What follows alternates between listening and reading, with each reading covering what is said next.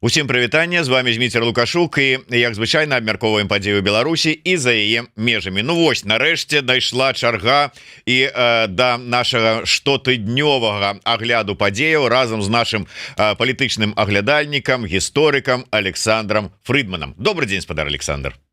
Добрый день, спадар Сміцер, вітаю. Ну что ж, давайте до разгона пачнем з вами, можа ўжо не з такой свежай, як кажуць, навіны, але актуальная з усіх бакоў, як з беларускага боку, так і нямецкага.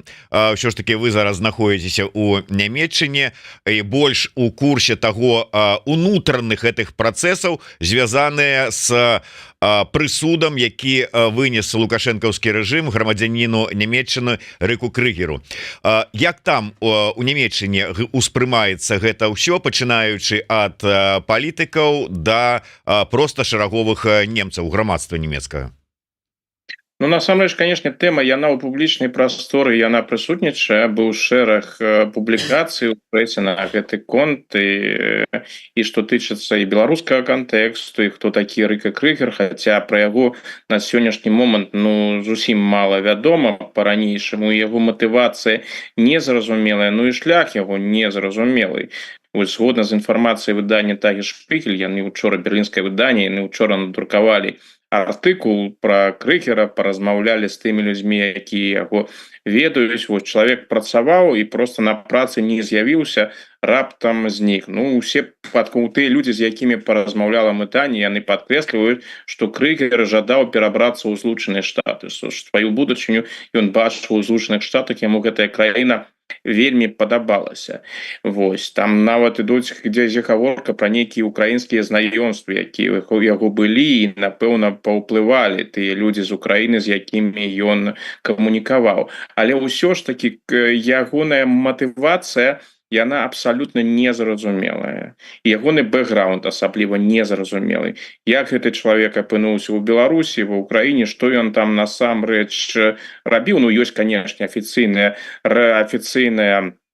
версія беларускага суду, якая таксама распаўсюджваецца беларускай дзяржаўнай прапагандай, але ізноў жа насамрэч пакуль мала што зразумела вось з гэтай перспектывы. Ну, канешне, абмяркоўваецца смяротны прысуд, актуалізавалася тэма смяротнага прысуду у Беларусі. Беларусь гэта адзіная краіна, дзе смяротнае пакаранне існуе, і людзі прыгаворваюцца да смяротнага пакарання, і яно таксама выконваецца. То бок гэта актуалізавалася, увогуле актуалізаваўся беларускі кантэкст з палітвязнямі, з унутрыпалітычнымі падзеямі і іншае. Ўсё гэта прысутнічае.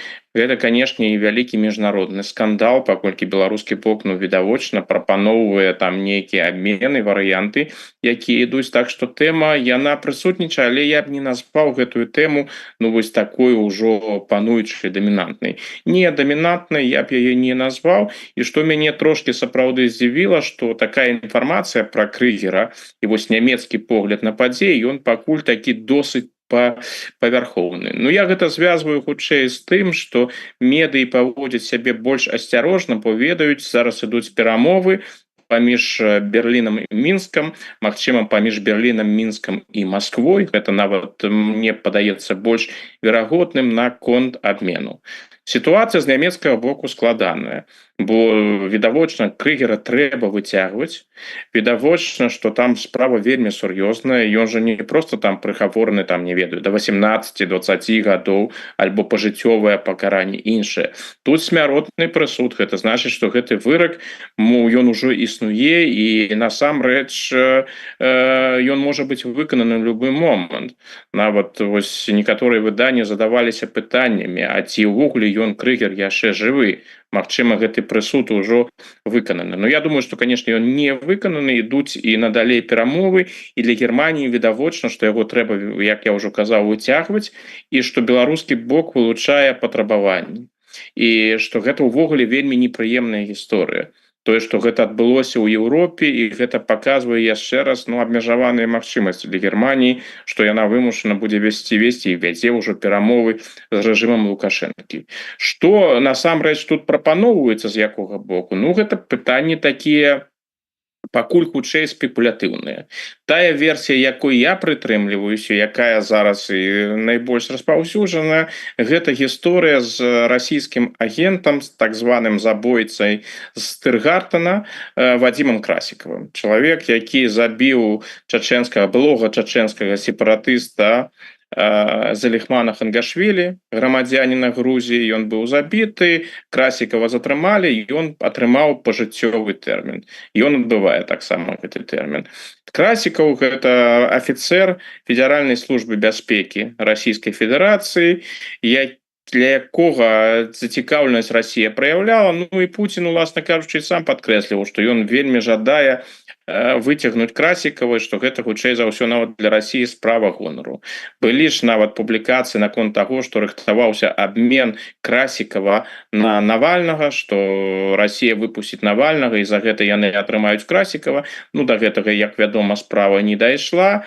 А зараз асабліва сітуацыя ў тым, што да справы Крыгера, уласна кажучы, на расійска-беларускім баку не было б тых людзей, якія так маглі б зацікавіць Германію, каб яна пагадзілася на абмен Красікава на кагосьці з іх. Просто ў Расіі і так сапраўды ёсць затрыманыя грамадзяне Германіі по розным артыкулам, але вось калі ўзяць фармат Красікава, што быў чалавек, каго Германія могла б абмяняць на Красікава, пагадзіцца абмяняць, ну вось такой фігуры не было. Зараз такая фігура відавочна з'явілася, гэта Крыгер. Гэта не звязана з дзейнасцю Крыгера, з яго там малююць нейкага супертэрарыста, афіцыйная беларуская версія, но да гэтага ўсяго трэба падыходзіць асцярожна. Галоўнае ж насамрэч у справе Крыгера не тое, што ён рабіў альбо не рабіў у Беларусі, в Украіне. Справа ў тым, што яму пагражае смяротнае пакаранне. І гэта дазваляе Мінску, а я думаю, Маскве узмацніць ціск і сказаць: вось глядзіце, мы жадаем вырашыць гэтую справу. Калі вы не пагадзіцеся, то Крыгер не проста застанецца ў беларускай турме, мы яго расстраляем. І гэта, канешне, толькі ўзмацняе ціск на нямецкі бок. І думаю, што перамовы, якія зараз вядуцца, гэта перамовы абмену Красікава на Крыгера, а Беларусь у гэтым сэнсе яе Расійская Федэрацыя проста выкарыстала у якасці краіны, дзе ёсць смяротнае пакаранне. І тут я б звярнуў увагу на адзін вельмі цікавы момант. Яшчэ падчас тэракту ў Крокусе, у Падмаскоўі, калі гэта ўсё абмяркоўвалася, там былі розныя расійскія палітыкі, не галоўнага, не з галоўнага эшелону, але былі, якія прапаноўвалі і казалі: вось глядзіце, гэтых тэрарыстаў, іх трэба пакараць максімальна жорстка.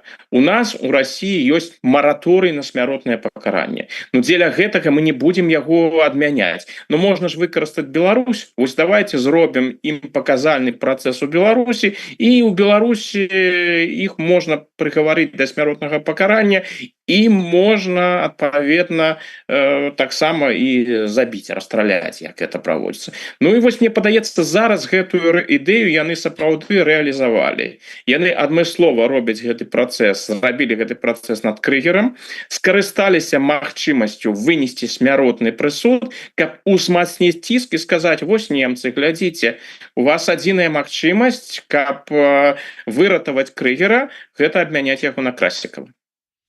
Дарэчы, вось вы у сваім тэлеграм-канале, хто раптам гэтага яшчэ па нейкіх нагодах не зрабіў, то раю ўсім падпісацца на тэлеграм-канал спадара Александра Фрыдмана. І, безумоўна, не забывайце падпісвацца на YouTube канал Еўрарадыё. Калі для вас гэта бяспечна, стаўце свае падабайкі, націскайце на званочкі і расшэрвайце, каб не прапусціць нашы эфіры. І калі нешта не пачыталі ў тэлеграм-канале спадара Александра Фрыдмана, то пачуеце абмеркаванне гэтых тэмаў у нас на YouTube канале час наших размоў. Так вось, вы звярнулі увагу на тое, што у Санкт-Петербургу, дзе, дарэчы, мы да гэта горада яшчэ вернемся сёння, ёсць нагода, яшчэ у траўні быў затрыманы юрыст Герман Мойжас, які мае падвойнае, так разумею, грамадзянства Расіі і Нямецчыны. Затрыманы тато у траўні, але як вы звяртаеце ўвагу, раптоўна на гэтым тыдні ТАСС даведалася, у чым вінавацяць у тым ліку гэтага грамадзяніна Расіі і Германіі. Так вось, у чым яго вінавацяць і якое дачыненне ён можа мець да гэтай справы з Крыгерам? Ну тут сапраўды цікавы момант, што гэта гісторыя ўзнікла менавіта зараз. Тое, што ён арыштаваны, ну гэта было вядома. Яго асноўны накірунак яго дзейнасці быў у якасці адваката. Ён аказваў паслугі замежным расіянам, якія жадалі атрымаць від на жыхарства ў Еўропе, пераважна ў Германіі. То бок гэтыя паслугі ён аказваў, і ўсё гэта рабілася абсалютна афіцыйна. Ну а затрымалі яны яго по артыкулу, які зараз кваліфікуецца як здрада дзяржаве. То бок я не ведаю, які там можа быць тэрмін, ну вельмі сур'ёзны ён можа быць, ведаючы расійскія законы. Там да працэсу над Мойжасам яшчэ далёка, пакуль ён затрыманы, пакуль там ідзе следства і іншае. Ну сігнал-то відавочны нямецкаму боку. Вось глядзіце, вось ёсць Крыгер, а ёсць яшчэ і Мойжас дадаткова. Дык можа вось у гэтым сэнсе паразмаўляем. Чаму гэта можа быць звязана? Справа ў тым, што для нямецкага боку справа Красікава яна вельмі прынцыповая.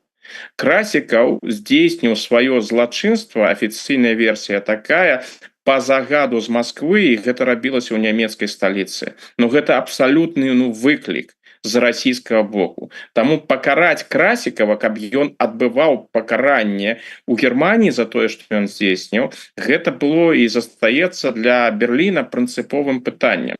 Таму Берлін вельмі скептычна ставіўся да розных ідэяў абменаў. Тут жа ёсць вялікая розніца зараз паміж Германіяй і яе галоўным замежным партнёрам Злучанымі Штатамі. Злучаныя Штаты вельмі ў складаным становішчы. У расійскага боку хапае тых людзей, закладнікаў, амерыканцаў, якія там арыштаваны па розным артыкулам, абвінавачаны для працяглых тэрмінаў. Злучаныя Штаты імкнуцца гэтых людзей выцягнуць. Праблема амерыканцаў у тым, што ў іх людзей на абмен фактычна няма. Няма зараз у Злучаных Штатах там з такіх сур'ёзных агентаў, якіх расійскі бок адмыслова хацеў бы выцягнуць, якіх можна было б абмяняць. І гэта перавага пуцінская. У Германія да апошняга моманта была ў іншым становішчы. У Германіі быў чалавек, які Расіі вельмі патрэбны. Но выглядае так, што выцягнуць Красікава гэта сапраўды для чекіста Пуціна выцягнуць чекіста Красікава, напэўна, нешта з катэгорыі справа гонару. Сваіх не кідаем. Но пытанне ў тым, што пры ўсіх саюзных адносінах паміж Германіяй і Злучанымі Штатамі не было такого. Чаму Германія павінна вось зараз так амерыканцам дапамагчы і сказаць, вось вы жадаеце выцягнуць сваіх грамадзянаў, напрыклад, таго журналіста Wall Street Journal Эвана Гершковіча, і мы павінны абмяняць Красікава. Не, мы Красікаў хай застаецца, вось такая, напэўна, была нямецкая логіка. Можа прыйсці такі момант, калі Германія вымушана будзе абмяняць Красікава на нямецкіх грамадзянаў. Ну, напэўна, расійскі бок гэту логіку немцаў таксама зразумеў. Да, гісторыя з Навальным, яна была трошкі іншай. Усё ж такі Навальны не грамадзянін Германіі, але Навальны быў сусветна вядомай і вельмі папулярнай фігурай у Германіі. Для нямецкай грамадскасці вось гэты абмен Навальнага на Красікава, ён быў бы ў прынцыпе зразумелым. Зараз такім жа зразумелым будзе і абмен на Крыгера. Але магчыма, выкажу сваю гіпотэзу, што нямецкі бок не пагаджаецца на абмен Крыгера на Красікава адзін на адзін, бо у Германіі дамінуе такі погляд, і не, ён падаецца таксама слушны, што справа Крыгера, яна вельмі такая цьмяная і незразумелая. Тыя абвінавачанні, яны не выглядаюць упэўнена. Нават беларускі бок пакуль не здольны сказаць матывацыю. Но матывацыя Крыгера, яна незразумелая. І нават беларускі бок яе не тлумачыць. Чаму грамадзянін Германіі, які не ведае рускай мовы, які не мае ніякіх дачыненняў да ўсходняй Еўропы, які відавочна не мае нават адпаведнай ваеннай падрыхтоўкі з тых інфармацыі, якая ёсць у адкрытым доступе, з яе не выходзіць, што ён калісьці служыў нават у нямецкім войску. То бок, што гэта за чалавек, мы пакуль не ведаем. Таму мне падаецца абмяняць Крыгера на Красікава, гэта не тое, на што нямецкі бок так гатовы пагадзіцца, вось адразу пагадзіцца. Таму, магчыма, Расійская Федэрацыя, выказваю зноў жа сваю гіпотэзу, вырашыла трошки узняць стаўкі. Ну добра, не жадаеце абменьваць на Крыгера, а вось яшчэ ёсць Мойжас. А вось гэты чалавек праз пэўны час атрымае такі працяглы тэрмін у Расійскай Федэрацыі. Вось можа для вас і новая магчымасць. Не жадаеце адзін на адзін? Ну добра, мы тады вам прапаноўваем аднаго Красікава на Мойжаса і Крыгера. Магчыма так.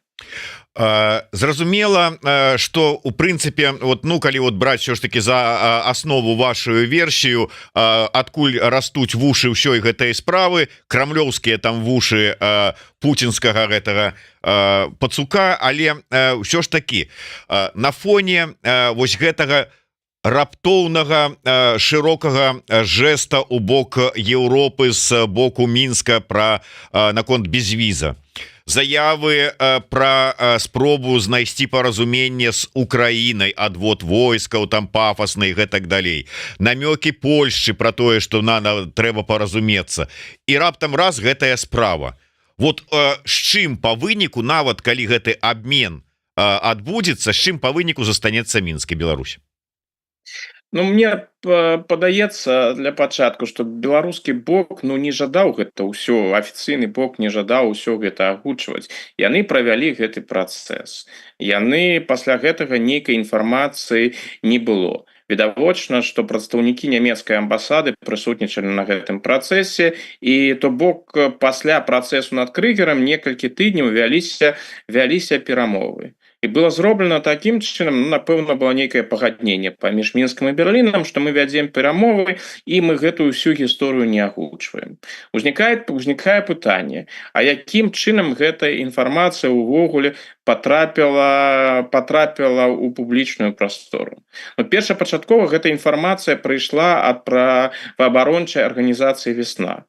Адкуль «Вясна» атрымала гэтыя дадзены? Пытанне адкрытае. Магчыма, гэта ўласныя крыніцы «Вясны». Магчыма, сапраўды, я іх гэта таксама не выключаю, што ад нямецкага боку яна іх атрымала. Ну, ад беларускага дзяржаўнага боку гэта выглядае трошки дзіўнавата.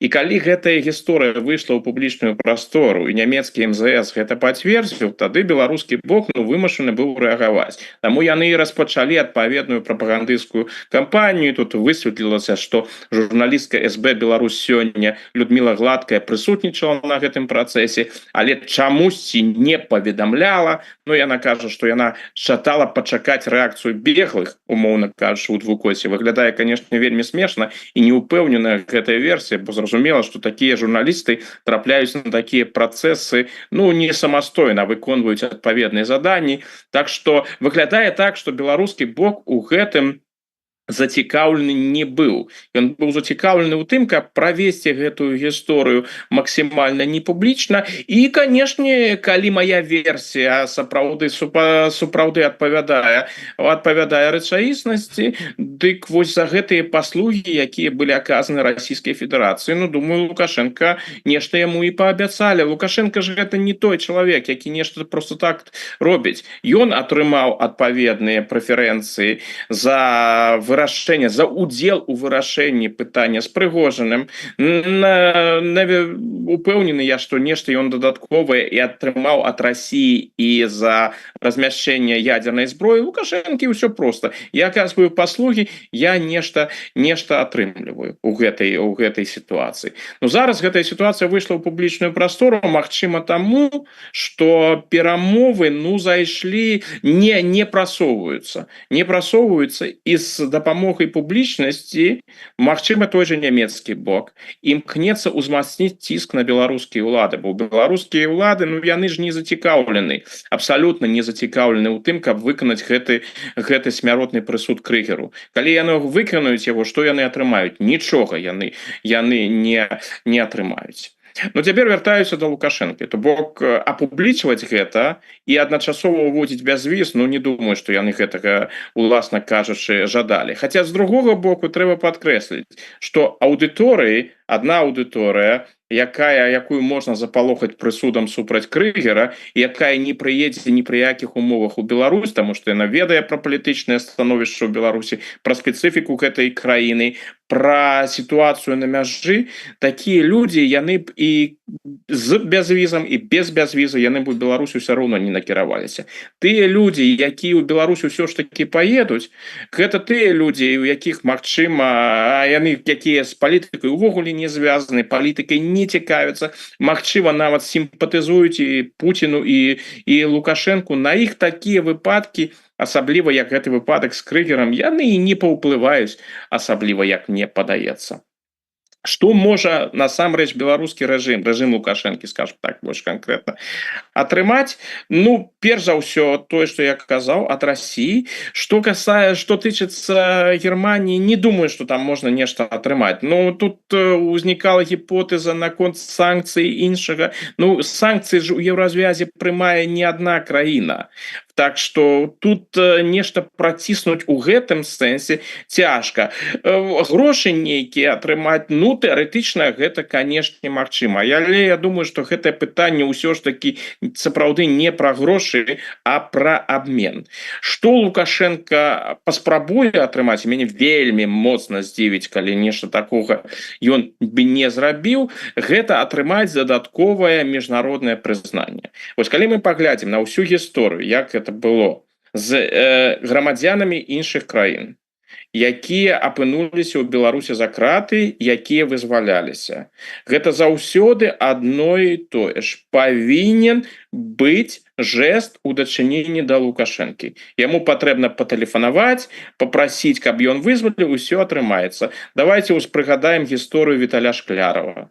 Што было? Быў, напэўна, за яго нават і грошы ніякія не пераводзілі. Дастаткова было, каб пазваніў тагачасны дзяржаўны сакратар Злучаных Штатаў Майк Пампеа, паразмаўляў з Лукашэнкам, Шклярова вызвалілі. Далей, гісторыя Наталі Херша. Грамадзянка Швейцарыі, грамадзянка Беларусі. Ідуць перамовы, Херша вызваляюць, што робіць Швейцарыя? Швейцарыя дасылае сваю амбасадарку, якая уручае свае ўвярыцельныя граматы Лукашэнку. То бок, можна інтэрпрэтаваць як міжнароднае прызнанне, як прызнанне з боку Швейцарыі. Яшчэ адзін трэці выпадак. Гісторыя ізраільскага адваката Май Райтенстоль. Як усё адбываецца? Тэлефануе Лукашэнку ізраільскі прэзідэнт Іцхак Герцаг, ідуць тэлефонныя перамовы, потым адвакатку вызваляюць. Я думаю, што і у выпадку з Крыгерам беларускі бок таксама вылучае патрабаванне вось такога прызнання. Ну, павінен там, напэўна, нехта з пункту гледжання Лукашэнкі патэлефанаваць, каб дамовіцца. Хутчэй за ўсё федэральны прэзідэнт Германіі Франк-Вальтер Штайнмайер. Магчыма, Штайнмайер сапраўды гэта зробіць, калі будзе зразумела, што іншым чынам Крыгера ўжо не выцягнуць. Но гэта будзе для Штайнмайера, канешне, ў сённяшніх умовах вельмі непрыемна. Уся гэтая гісторыя з пункту гледжання Берліна, яна вельмі непрыемная. То, што прыходзіцца у Берліне, відавочна зразумеюць, што гульня гэта не беларуская, што гэта гульня расійская, а весці перамовы прыходзіцца з пункту гледжання Берліна з расійскім васалам. Ну і гэта, канешне, вельмі непрыемна, але сітуацыя такая, як яна ёсць, што тут зробіш? Атрымліваецца, што мала таго, што ну, как бы обмен мусіць быць, то яшчэ і звонок. То есть это не звонок, вот як у выпадку з тым же самым Шкляровым, калі Пампеа позвоніў і просто отпустили. Тут позвоніў, і тады будзе обмен. Я думаю, што яны будуць вылучаць гэтае патрабаванне. Тое, што яны вылучаюць гэтае патрабаванне, гэта ж не значыць, што яно будзе выканана. То бок, калі б там усё ішло так проста, каб яны дамовіліся, гэта б ужо даўно было рэалізавана, і гэты абмен ён ужо адбыўся. Вось. Но пакуль перамовы відавочна працягваюцца, і паколькі гэтая тэма патрапіла ў публічную прастору, ну, гэта паказвае, што перамовы ідуць вельмі складана. Калі мы ўзгадаем гэту гісторыю Красікава і Навальнага, пра тое, што такі абмен рыхтаваўся, мы даведаліся толькі пасля смерці Навальнага. Была публікацыя ў Wall Street Journal, якую таксама ўскосна пацвердзілі і ў Вашынгтоне, і ў Берліне. Калі Навальны быў жывы, і відавочна гэтыя перамовы ішлі, ну тэмы ў публічнай прасторы так не было увогуле не было яшчэ напэўна один цікавы момант звязаны з гісторыяй крыгера гэта таксама той аспект на які звярнула ўвагу нямецкае выданне Frankfurter Allgemeine Zeitung гэта гісторыя з былым беларускім амбасадарам у Германії Дзянісам Сідарэнкам які загінуў памёр при невысветленых абставінах ну ёсць распаўсюджаная версія про тое что гэта быў суіцид тут канешне ёсць розныя ацэнкі яны дарэчы сярод заходніх палітыкаў якія кантактавалі з гэтым амбасадарам яны пераважна пазітыўныя наконт Сідарэнкі яго прафесійных здольнасцяў і яго поглядаў но пэўнае супадзенне таксама ёсць Крыгер быў арыштаваны і допыты Крыгера ў мінску ішлі ў той час калі Сідарэнка яшчэ займаў сваю пасаду у Берліне і якім чынам лёс Сідарэнкі магчыма звязаны са справай Крыгера пытанне адкрытае ну в гэтае выданне Frankfurter Allgemeine Zeitung прынамсі гэтае пытанне задало ну гэта пытанне про якое конечно можна паразважаць але мы тут застанемся на ўзроўні спекуляцый по ніякай дадатковай інфармацыі тут няма ведаеце мне ў гэтай сітуацыі яшчэ што троху здзіўляе ўсё ж такі не памятаю дакладна калі быў вынесены прысуд Крыгеру але спачатку то есть ён быў вынесены ніхто про гэта не ведаў нібыта потым быў аб'яўлены безвіз пафосна і буквально праз некалькі дзён раптоўна ні з таго ні з сяго праваабаронцам стала вядома про гэты смяротны прысуд Крыгеру вот нейкая такая дзіўная паслядоўнасць гэтых усіх падзеяў паслядоўнасць сапраўды дзіўная вось канешне тут лепш за ўсё на гэтае пытанне дакладна на гэтае пытанне могуць адказаць праваабаронцы з вясны яны ж ведаюць адкуль яны атрымалі інфармацыю Магчыма гэта я б таксама не выключаў што інфармацыю яны атрымалі ад нямецкага боку і такім чынам гэта было апублічана у прасторы публічнай прасторы каб гэта прысутнічала у тым ліку і ў дачыненні да грамадзянаў Германіі якія можа збіраюцца ў Беларусь усё ж таки паехаць але ізноў жа я тут падкрэслю тыя людзі якія дастаткова інфармаваныя про тое што адбываецца ў Беларусі для гэтага просто трэба ну раз-пораз чытаць прэсу міжнародныя навіны у цябе будзе ўяўленне пра становішча і звычайна ну прынамсі гэта пэўная логіка ў гэтым ёсць вы ў нейкую краіну збіраецеся ну так трэба там пачытаць якое там становішча якія там асаблівасці і іншае дык вось людзі якія сапраўды гэтым цікавяцца і у якіх дэмакратычныя погляды ну яны добраахвотна хутчэй за ўсё ў Беларусь не паедуць канешне ёсць прыхільнікі экстрэмальнага турызму для якіх Беларусь ну прыкладна такая ж цікавая краіна як у Паўночная Карэя где можна пабачыць нешта надзвычайнае такія людзі ёсць але так шмат іх ужо няма тыя людзі якія зараз у Беларусь едуць гэта людзі паўтаруся якія палітычна альбо палітыкай увогуле не цікавяцца альбо яны не ўспрымаюць усур'ёз усё што адбываецца зараз ва ўсходняй Еўропе альбо і такія людзі таксама прысутнічаюць якія лаяльна нават пазітыўна ставяцца да таго рэжыму які сёння існуе ў Беларусі лічуць ну вось гэта тое што нам падабаецца гэта выдатна паедзем тыя людзі якія разважаюць хутчэй за ўсё яны не паедуць і з візамі і без візаў тут жа пытанне не таго ці можна заехаць ці нельга пытанне ў тым што тебе там чакае безумоўна не ведаю наколькі гэта праўда неправда але калі верыць здаецца памежнаму камітэту нібыта пасля аб'яўлення вось гэтага безвіза першым хто ім скарыстаўся і прыехаў у Беларусь быў грамадзянін Германії які чамусьці прыехаў праз Літву ну але такая вось інфармацыя была дарэчы ўсё ж такі можа быть закрываючы гэтую тэму як вы лічыце ну вось калі праглядаць далейшыя магчымыя развіццё падзеяў, дойдзе до таго, что Штайнмаер там ці можа быть нават Шольц возьме і патэлефануе Лукашенку, скажу, ну давай уже ставіць кропку ў гэтым пытанні,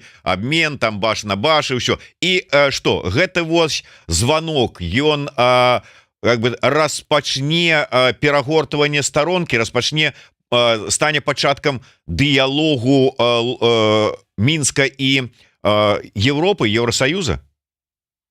Не, думаю, нет. Тут ізноў жа, калі мы паглядзім з пункту гледжання спецслужбаў і будзем сыходзіць з маёй версіі, такой не толькі маёй версіі, гэту версію выказваюць розныя аналітыкі, яна самая распаўсюджаная. Ну я прытрымліваюсь ёй таксама, таму і кажу, яна моя.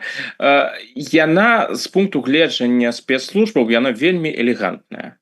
То бок Расія для сябе бачыць, нам патрэбны Красікаў, і мы ўсё ж таки вымусім немцаў нам гэтага Красікава аддаць, нягледзячы на тое, што яны гэтага не жадаюць. І вось робіцца гэта гісторыя, дзе выкарыстоўваецца рэжым, які лічыцца на захадзе васальным рэжымам. То бок Расія, калі сапраўды вось гэтая комбінацыя атрымаецца Крыгера на Красікава, так бы мовіць, ну дык гэта будзе, канешне, для Расіі, для расійскіх спецслужбаў выдатны поспех у карэткатэрміновай перспектыве. Што тычыцца для Беларусі, для іміджу і асабліва да стаўлення да гэтага рэжыму, ну тут нічога не палепшыцца. Галоўная праблема ў адносінах з Захадам і Лукашэнкам гэта адсутнасць даверу. Захад не давярае Лукашэнку, Лукашенко не давярае Захаду, прычым хранічна. Калі вось адбываецца такая гісторыя, калі Беларусь дапамагае Расіі ў гэтай камбінацыі, ну на якое паляпшэнне стасункаў тут можна разлічваць? Стаўленне да Лукашэнкі, ну відавочна не палепшыцца. І зараз пазіцыя Германіі яна відавочная. Гэта вельмі дрэнны рэжым, непрымальны рэжым, але што рабіць? Тут жыццё грамадзяніна Германіі на кану, яго трэба нейкім чынам выцягваць. Таму мы і вядзем з ім перамовы. Хаця б ніякіх іншых нармальных умовах мы нічога такога рабіць не сталі. Ну, умовы надзвычайныя, нічога тут не зробіш. Але калі ты вядзеш перамовы вось тымі людзьмі, якія арганізавалі такую камбінацыю, прысудзілі Крыгера да смяротнага пакарання, хаця ну нават по беларускім меркам гэты прысуд Крыгеру, ну ён надзвычайны. Калі паглядзець, каго там раней прысуджалі да смяротнага пакарання і параўнаць гэтую гісторыю з гісторыяй Крыгера, нават улічваючы ўсё тое, у чым яго абвінавачваюць, ну і зноў жа тут можна толькі развесці рукамі пасля гэтага. І канешне, нямецкі бок гэта выдатна разумее, якія палітычныя мэты, якая там ідзе гульня і чаму гэтая гульня зроблена. Так што ў гэтым сэнсе сярэднетэрмінова і доўгатэрмінова гэтая гісторыя абярнецца супраць рэжыма Лукашэнкі. У гэтым я ўпэўнены. Але кароткатэрмінова яны могуць нешта атрымаць. І тут пытанне ж якраз у гэтым. Лукашенко па-ранейшаму, самае познее пасля 2020 году, ён толькі гуляе кароткатэрмінова. Сярэднетэрмінова і доўгатэрміновае планаванне гэта не пра Лукашэнку. Зараз ён бачыць выдатную магчымасць нешта атрымаць. Магчыма, нават калі расіяне гэта арганізавалі, то у Лукашэнкі тут і магчымасцяў не было асабліва сказаць: не, хлопцы, я ў такія гульні не гуляю, гэта вашая справа, рабіце самі. Не, Лукашенко паглядзеў сябе, ну прынізіць гэтых заходнікаў. А чаму не прынізіць? А яшчэ нешта атрымаць. Ну добрая справа. А прымусіць іх са мной весці нейкія перамовы. А яшчэ і можа атрымаецца публічна іх зняважыць, калі там той же Штайнмаер сапраўды патэлефануе. Шольц, я думаю, не будзе гэта рабіць. Шольц кіраўнік ураду. І ў гэтым сэнсе будуць патрабаваць, калі сапраўды патрабуюць, я думаю, што патрабуюць кіраўніка дзяржавы. Кіраўнік дзяржавы гэта Штайнмаер. Так што у гэтым сэнсе чаму ж не пагуляць у такое? А тое, што будзе там у будучым, гэта далёка. Гэта Лукашенко асабліва не цікавіць, як мне падаецца. Давайте, каб закрыць, можа быць, гэтую тэму закранем пытанне сённяшняе Санкт-Петербурга. Акурат такі ёсць, вось глядач под нікам Максим пытаецца: Лукашенко зноўку паляцеў да Путина, ці чакаць цікавых навін, ці гэта звычайная чарговая поездка? Ну такого анансавання сапраўды вялікага не было, але пэўны час таму Лукашенко сапраўды там з нейкай нагоды, уже нават не памятаю з якой дакладна, але там абмовіў, нешта там сказаў, што мы вось тут з Путиным гэта абмяркуем, штосьці ў звязку з Украінай, вайной, там таксама вось размова ішла. Так вось, што, чаго чакаць, ці будзе што-небудзь сапраўды вартае ўвагі? Ну, мы ж не ведаем, пра што яны там размаўляюць за кулісамі, а тое, што там паведамляюць, гэта вельмі такія павярхоўныя рэчы. Мяркую, што там будзе абмяркоўвацца галоўным чынам тры пытання палітычных, там можа быць і іншыя, там эканамічныя і ўсё астатняе. Што тычыцца палітычных, то хутчэй за ўсё тры пытанні, канешне, звязаныя з Украінай. І тут Лукашенку цікава, як там перспектывы перамоваў і ўсяго іншага, што там яму могуць паведаміць, а напэўна ён атрымлівае таксама да расійскага боку інфармацыю, бо ўсё ж таки ва ўсіх расійскіх аперацыях вакол Украіны ён пэўную ролю адыгрывае. Іншае пытанне, яно для Лукашэнкі вельмі цікавае, гэта пытанне мяжы і пытанне мігрантаў, бо была ўжо учора паведамленне на рэпартаж агентства Bloomberg, якое сапраўды пацвярджае гэтую інфармацыю пра тое, што Польша пагражае зачыненнем мяжы, што гэтае пытанне выносілася нават на кітайскі ўзровень, што пра тое, што гэта было ў прынцыпе вядома і раней, што тэма абмяркоўвалася і польскі бок давёў да кітайцаў пра рэальнасць магчымасці зачынення мяжы. І для кітайцаў гэта, канешне, такое вельмі адчувальнае пытанне, гэта тое, чаго яны ў ніякім выпадку не жадалі. Таму, напэўна, яны гэта таксама будуць абмяркоўваць, а польскія патрабаванні Лукашэнку вядомыя. Ёсць патрабаванні, якія ён можа выканаць сам, вызваліць Пачобута, журналіста Пачобута і іншых грамадзянаў польскага паходжання, таксама выдаць таго чалавека, якога польскі бок падазравае ў забойстве польскага вайскоўца. Гэта сам Лукашенко можа выканаць. Тут яму Москва не патрэбная. А вось што тычыцца міграцыйнага крызіса, то тут усё больш складана. Гэта іх сумесны праект. І, напэўна, перш за ўсё, гэта маскоўскі праект, у якім Лукашенко адыгрывае дапаможную ролю. Так што, напэўна, яны гэта будуць абмяркоўваць. Вынікі пабачым. Калі сітуацыя на мяжы стане больш спакойнай і, адпаведна, колькасць мігрантаў зменіцца, можна будзе зрабіць выснову, што яны гэта абмеркавалі, і расійскі бок пагадзіўся з тым, каб гэты міграцыйны ціск знізіць. І не выключаю, канешне, што будуць абмяркоўваць і пытанне абмену Крыгера на Красікава. Думаю, што гэтая тэма таксама будзе прысутнічаць. Так, 1400 гледачоў у нас зараз на канале, таму, карыстаючыся момантам, яшчэ раз нагадываю ўсім пра неабходнасць падпісацца на тэлеграм-канал спадара Александра Фрыдмана і YouTube-канал Еўрарадыё. Безумоўна, калі для вас гэта бяспечна, таму што і тэлеграм-канал, і наш YouTube пэўныя структуры чамусьці лічаць не вельмі добрымі, скажем так. Спадар Александр, давайте ўжо, раз вы так самі нас плаўна вывели на тэму Польшчы і тых умоваў той сітуацыі, якая адбываецца, наколькі ўсё ж такі, таму што сапраўды сёння ізноўку пачалі гучаць словы пра гэтыя вось тры асноўныя пункты патрабаванняў польскага боку да лукашэнкаўскага рэжыма. Пра іх нагадаваў і намеснік міністра замежных спраў Анджэй Шэйна, і Сікорскі таксама зараз агучвае. Наколькі гэта верагодна? Наколькі верагодна, што мяжа грузаперевозкі могуць быць спыненыя? І зноў жа, канешне, гэта верагодна, бо з пагрозамі тут справа такая, як калі ты ў палітыцы выкарыстоўваеш гэты інструмент пагрозы, ты павінен і прымаць адпаведныя рашэнні. Бо калі ты толькі выкарыстоўваеш гэтыя рашэнні, не прымаеш і нічога не адбываецца, то ніхто не будзе твае пагрозы усур'ёз успрымаць. Мне падаецца, што ў Варшаве для сябе вырашылі, што з Лукашенко можна размаўляць толькі з пазіцыі сілай. Нейкія там перамовы, кампрамісы шукаць, гэта не про Лукашенко. Ён той, які не выканае, ён той, які падмае. Таму і трэба падкрэсліваць, вось ёсць такі ультыматум у нас, вось ёсць нашыя патрабаванні. Вы ў Беларусі ў стане гэтыя патрабаванні выканаць, вырашаеце.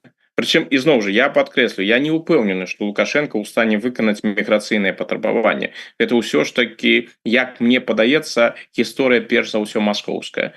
Але Польша кажа: вось нашыя патрабаванні, і вы ведаеце, калі вы выконваеце нашы патрабаванні, тады з мяжой ўсё будзе нармальна, нават магчыма нейкае паляпшэнне. Калі не, ну а што нам застаецца? Ну, канешне, польскі бок адкрыта кажа, гэта дрэнна для польскіх эканамічных інтарэсаў, але мы гатовыя пайсці на гэты крок, бо мы не бачым іншых магчымасцяў. І гэтая пазіцыя да Лукашэнкі даведзена. Што тычыцца Лукашэнкі, то ізноў жа міграцыйнае пытанне тут яму куды больш складана. Гэта ён, напэўна, будзе абмяркоўваць з Пуціна. Гэта першы момант. Іншыя патрабаванні ён у стане выканаць. Але ізноў жа, выканаць гэтыя патрабаванні, гэта значыць паказаць, што польскі ціск працуе. Лукашенко ж не ведае, вось сёння яны гэта запатрабавалі, заўтра будуць іншыя патрабаванні. Даверу ж няма ні з аднаго, ні з іншага бакоў. Акрамя таго, ён разумее, што гэтыя палітзняволеныя, якіх хоча вызваліць Польшча, гэта ж не шараговыя палітзняволеныя, шараговыя ў двукосці. Это ніякае не прыніжэнне з майго боку. Просто мы ж ведаем палітычную рэчаіснасць. Ёсць палітзняволеныя, якімі цікавяцца куды больш, пра якіх піша прэса, а ёсць палітзняволеныя, якія, на жаль, успрымаюцца толькі як лічбы.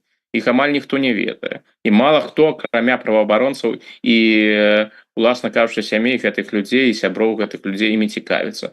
Гэта жахлівая рэч, але палітычная рэчаіснасць, яна выглядае менавіта так.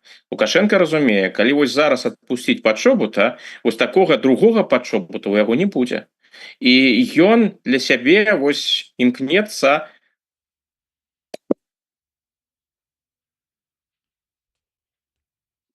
Что такое? Штосьці там у спадара Александра, відаць, нейкая... Зараз я ізноў тут нешта тут з сувязю, мне падаецца было. Но зараз мяне чутна, так? Да, чутна. І было чутна, там нешта у вас нейкае, можа быць, там. Нешта тэхнічнае, напэўна, было. Вось. Ён дакладна разумее, што з новага такога палітвязня, як пачобуту, яго не будзе. Таму ён жадае прадаць вось такога палітвязня за максімальна добры кошт. Вось таму ён і паводзіць сябе так асцярожна. Не хоча выконваць патрабаванні, зразумела, не хоча выконваць патрабаванні і не ведае, ці сапраўды будзе знойдзены нейкі кампраміс у гэтым выпадку. Тое ж самае з тым чалавекам, якога падазраюць у забойстве польскага салдата. Ну, ён таксама ведае, гэта патрабаванне, гэта ультыматум. І паказваць слабасць, вось, падпарадкоўвацца, ну, гэта ў яго выдатна атрымліваецца на расійскім напрамку, а вось на заходнім напрамку тут усё выглядае куды больш складана. Но мне падаецца, што польскі бок будзе працягваць ціснуць, і ў пэўны момант Лукашенку трэба будзе вырашыць. Альбо ён выконвае польскія патрабаванні выконваюцца, ну тады сітуацыя паляпшаецца на мяжы. Не будуць выкананы польскія патрабаванні, можа справа цалкам дайсці і да таго, што мяжа будзе зачынена. Лукашенко пакуль імкнецца гуляць вось такую гульню. Вось у вас ёсць польскія патрабаванні, я ваши патрабаванні не выконваю, не дачакаецеся, каб я тут выконваў ваши патрабаванні, але пэўныя крокі я раблю. Вось я вызваліў некалькі чалавек палітзняволеных. Хто тут скажа, што я нічога не зрабіў? Я раблю. Ну гэта не тое, што вы жадаеце, але вось хай будзе хаця б так.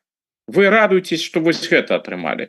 Ну вось такія гульні ідуць. Ну я не думаю, што это у Лукашэнкі так атрымаецца, бо польскі бок, ён паводзіць сябе ў гэтым разам абсалютна прынцыпова. То бок ёсць патрабаванні, альбо выконваеш, не выконваеш, атрымаеш зачыненую мяжу.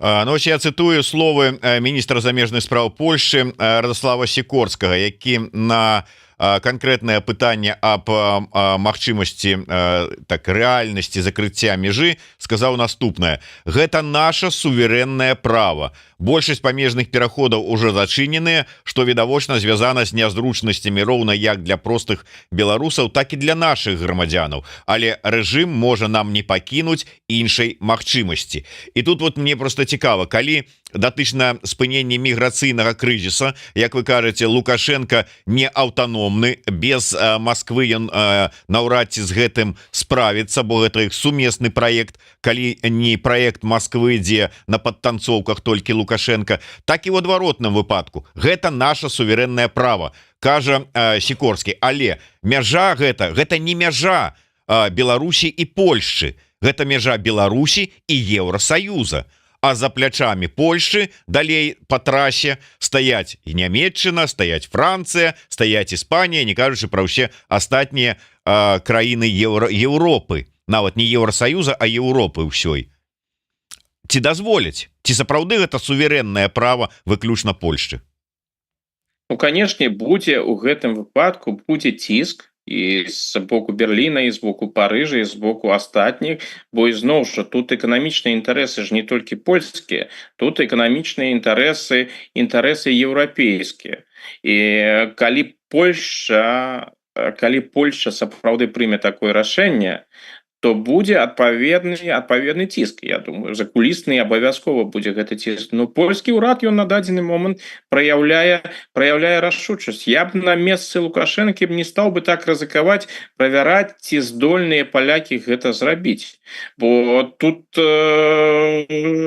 мне падаецца, яны гэта здольныя зрабіць. І з мяжой тут справа такая. Тут яе досыць лёгка зачыніць, а потым адчыніць, калі гэта яшчэ будзе, калі будзе. Так што эскалацыя, яна ў гэтым сэнсе, яна цалкам магчымая. Калі яшчэ вярнуцца да Лукашэнкі і вось сапраўды раздзяліць гэтыя патрабаванні, я думаю, што ён выкладна разумее, што можа апынуцца ў пастке. У тым сэнсе, што ён можа выканаць тыя патрабаванні, якія ад яго чакае польскі бок, яго ўласныя патрабаванні, вызваліць палітвязняў польскага паходжання, перадаць вось гэтага чалавека, якога абвінавачваюць альбо падазраюць хутчэй у забойстве, гэта ён можа выканаць. А калі Расія раптам не пагодзіцца на спыненне міграцыйнага крызіса, і палякі скажуць: ну добра, Лукашенко, ты выканаў 2 патрабаванні, а галоўнае патрабаванне, звязанае з мігрантамі, ты ж не выканаў. Ну, раз не выканаў, значыць, усё застаецца як ёсць, і мы цябе яшчэ раз кажам: альбо мяжа застаецца, альбо мігрантаў стане менш, крызіс скончыцца, альбо мы зачынім мяжу. І тут для Лукашэнкі можа скласціся ўвогуле вельмі непрыемнае становішча.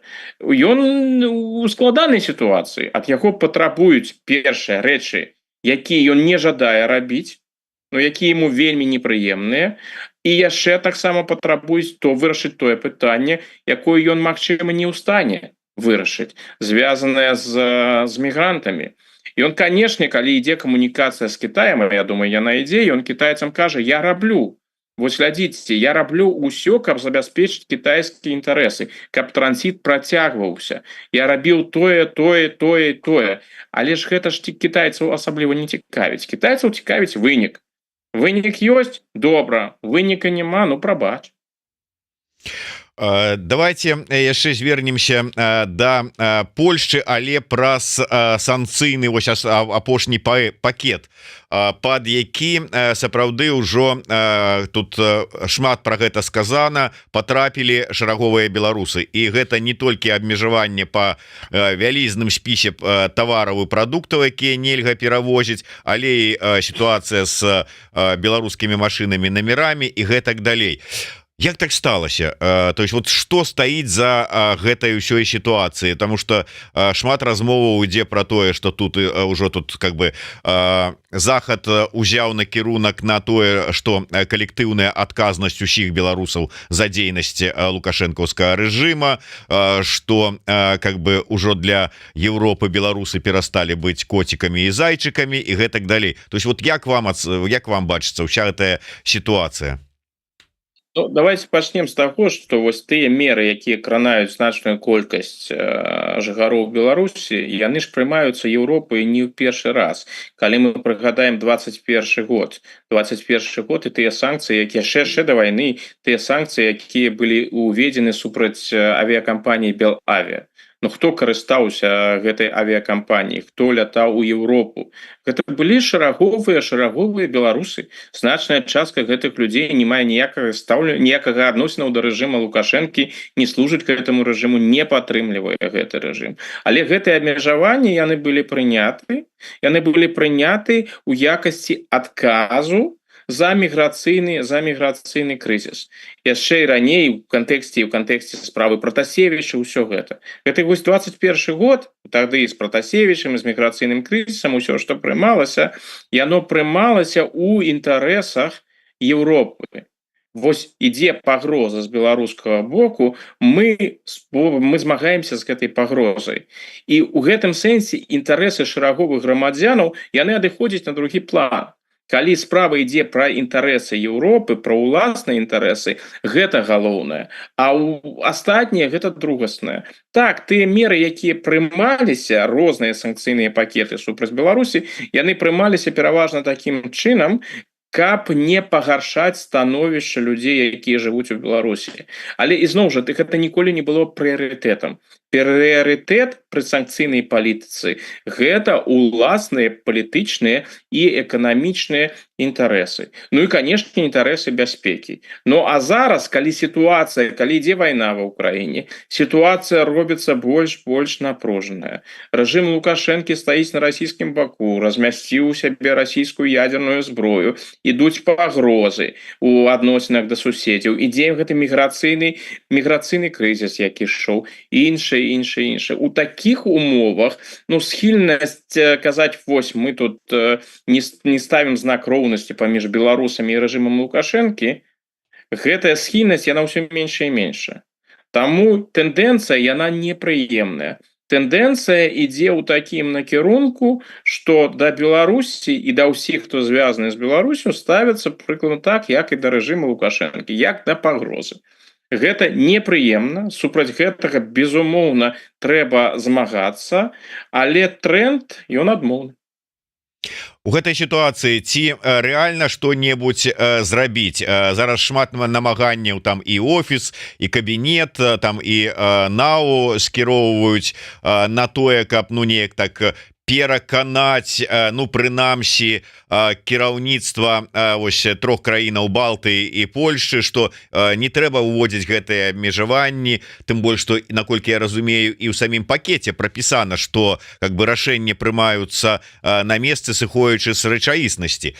Ці атрымаецца, ці гэта ўжо тренд, тэндэнцыя, якую не пераламіць? Ну, я б не сказаў, што вось гэты тренд, гэта такі тренд, які ўжо нельга змяніць. Безумоўна, дынаміка яна адмоўная. Калі паглядзець на дыскурс, як ён ідзе, пра што там ідзе гаворка, як успрымаецца Беларусь, гэта тренд сапраўды дрэнны. Але спрабаваць гэта змяніць проста патрэбна. І гэта павінна зараз стаць прыярытэтам для беларускіх дэмакратычных сілаў. Даводзіць, абмяркоўваць, там рабіць адпаведныя намаганні з лабістамі, з чым заўгодна. Звычайная палітычная праца можа атрымацца ў пэўных момантах, можа не, але рабіць гэта безумоўна патрэбна. Ну а сітуацыя можа змяніцца, канешне, карэнным чынам у той момант, калі зменіцца палітычны кантэкст. Калі сітуацыя на мяжы асабліва напружаная, калі ў Беларусі ўсё беларускае ўспрымаецца ў якасці пагрозы, гатоўнасць сказаць, вось гэта рэжым Лукашэнкі, а з другога боку людзі, якія з гэтым нічога супольнага не маюць, яе ўсё менш і менш. Такія экстрэмальныя часы, гэта часы палярызацыі. Гэта не тыя часы, калі там бачуць нейкія адценні. Калі у такія часы звычайна ёсць альбо цалкам белае, цалкам чорнае. Ну калі жадаеце, вось гістарычная, прабачце, аналогія. Калі паглядзець там на лёс тых жа італьянцаў альбо немцаў, якія пакінулі яшчэ ў 20-е гады Італію, пасля усталявання рэжыма Мусаліні, альбо пакінулі Германію пасля 33-го года пасля усталявання рэжыму Гітлера. Калі гэтыя рэжымы праводзілі агрэсіўную палітыку, асабліва нацысцкі, вайна і ўсё з гэтым звязана, ну тыя немцы, якія апынуліся за межамі, якія былі праціўнікамі рэжыма, якія пакінулі Германію, бо не спачувалі гэтаму рэжыму, наадварот, яны таксама адчулі на сябе гэтае адмоўнае стаўленне. Так што ў такія экстрэмальныя часы гатоўнасць рэфлексаваць, гатоўнасць да дыферэнцыі, ну яна, на жаль, не дамінуе. Добра, на завяршэнне просто ўжо как бы як магчымасць для того, каб ну троху, скажем так, вось гэтую тэндэнцыю прыцішыць. Сама справа Крыгера. Вот мы чуем про тое, што вельмі складана беларусам у Нямецчыне легалізавацца, атрымаць статус, там нешта дакументы, прызнанне і гэтак далей. Справа Крыгера дасць зразумець чыноўнікам нямецкім, што вот гэта едьте ў Беларусь, там вам нічога не пагражае, чаго вы тут сюды прэцеся, што яно не адпавядае рэчаіснасці, што могуць вот взять, затрымаць і сапраўды прысудзіць расстрэл. Ці, скажем, сітуацыя з Павлом Латушкам, які тут польскімі праваахоўнікамі праходзіць зараз пацярпелых па справе аб пагрозе забойства. То есть, што апазіцыянераў Лукашэнку нават за мяжой могуць агенты спрабаваць забіць. Ну, што гэта вось азначае, што ёсць тыя, хто супраць рэжыма. То есть, можа быць таксама, ну неяк так прымусіць задумацца, но не палітыкаў, палітыкі ў Польшчы, дзякуй Богу, разумеюць сітуацыю, ну але яны таксама арыентуюцца на грамадскую думку, так вось грамадства задумацца, што сапраўды вот можа быць ўсё ж таки не трэба пагаршаць становішча і адносіны з беларусамі, якія вымушаны ад рэжыма хавацца ў Польшчы. Вот паўплывае гэтыя вот два факты, не толькі яны на сітуацыю, ці вот як вам бачыцца? Я сыходжу з таго, што паўплывае, канешне, бо калі тут паглядзець на рэакцыі на працэс над Крыгерам і на вырак Крыгеру, тут, канешне, трэба сказаць, што і ў гэтым сэнсе мяне гэта здзіўляе, па-ранейшаму здзіўляе, ну не кожны дзень, сапраўды не кожны дзень грамадзян Германії прысуджаюць да смяротнага пакарання, і тым больш у Еўропе. Ну, магчыма, гэта звязана з летам, і таму рэакцыі такія стрыманыя. Ну, што значыцца стрыманыя? Гэтая тэма прысутнічае, але гэта не так, што там скажа, што гэта тэма, яна дамінуе. Ёсць публікацыі, якія з'яўляюцца амаль кожны дзень, але гэта далёка не цэнтральная палітычная тэма, і на дадзены момант ну, няма выказвання сярод сур'ёзных нямецкіх палітыкаў, сярод кіраўніцтва краіны на гэты конт. Ну, гэта хутчэй за ўсё звязана з тым, што ідуць там перамовы, і каб не ўмешвацца ў гэтыя перамовы і не пагаршаць сітуацыю, там паводзяць сябе такім чынам стрымана. Но, канешне, для тых людзей, якія гэта чытаюць, якія бачуць, якія разважаюць, якія разумеюць, што ёсць сапраўды ў Еўропе краіна, дзе выконваюцца смяротныя прысуды, дзе адбываюцца такія падзеі, і аказваецца, яшчэ ёсць краіна, дзе 1500 палітзняволеных прыкладна. Ну, возьмем такую лічбу, як афіцыйна прызнаныя праваабаронцамі, то, канешне, гэта ўсё актуалізуе тэму Беларусі. Бок тым больш яно актуалізуе, калі для людзей, якія гэта чытаюць, бачаць, зразумеюць, гэта датычыцца не толькі тых людзей, якія там жывуць альбо паходзяць з гэтай краіны, гэта тычыцца і тых людзей, якія там апынуліся нейкім чынам. Канешне, актуалізацыя ідзей, і гэтая тэма будзе больш прысутнічаць у грамадскай думкі. Ці гэта паўплывае на нейкія прынцыповыя сур'ёзныя змены? Ну, гэта я таксама не выключаў. Мы яшчэ не ведаем, чым гэта ўся гісторыя скончыцца. Но гэта менавіта вось такія моманты, якія актуалізуюць беларускае пытанне і вымушаюць больш уважліва ставіцца да таго, што адбываецца ў Беларусі.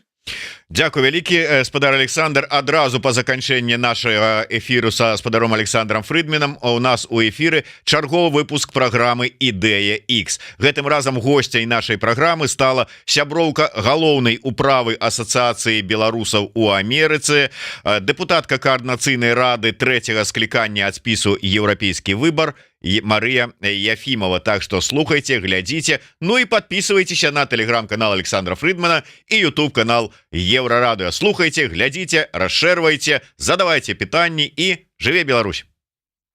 Жыве. До сустрэчы.